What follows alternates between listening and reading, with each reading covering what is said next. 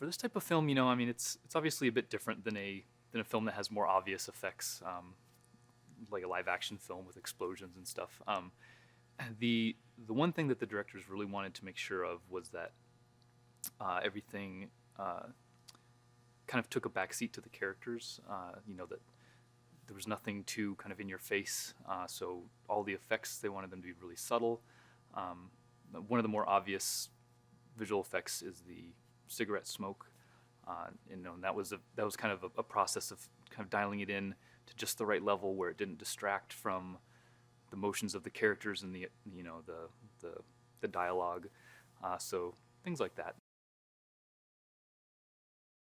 Well, it really came down to kind of a question of if we're going to spend the time doing this, does it serve the story? And it kind of didn't.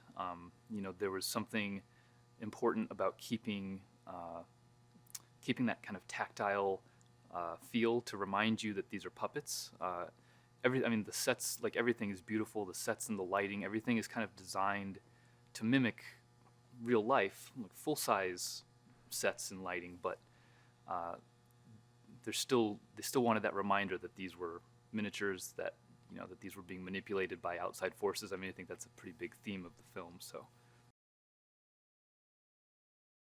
that was a big part of the process, was finding out how to stretch our resources to the absolute limit and do create something that looked very cinematic, but also maintained the director's vision of not taking away from the characters in the story.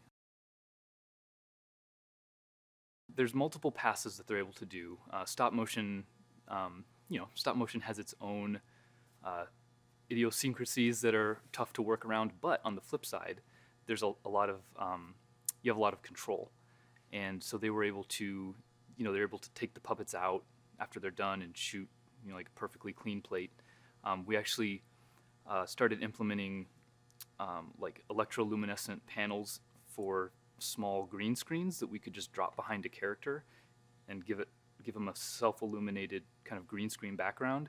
So the animator would take one photo of the character doing its thing, and then before they moved on to the next frame, they would drop this card behind them and take another photo, and that allowed us to separate the character from the background much more easily in cases where there were problems with, sometimes the sets get bumped, or they're sitting there animating for months on end. Lights move, sets move, so you have to have the ability to take the character out of the environment and then put them back in after you've cleaned everything up. So the thing that I'm most proud of, probably some of the bigger shots that we really had to collaborate with the other departments for them to succeed, for the shot to succeed.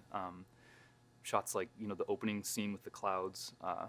To me, I feel like that's kind of a beautiful combination of miniature photography. They set up this like a big cotton bank with lights underneath it to kind of create this beautiful backlit cloud look, and then we went in and put like the plane and the foreground clouds in.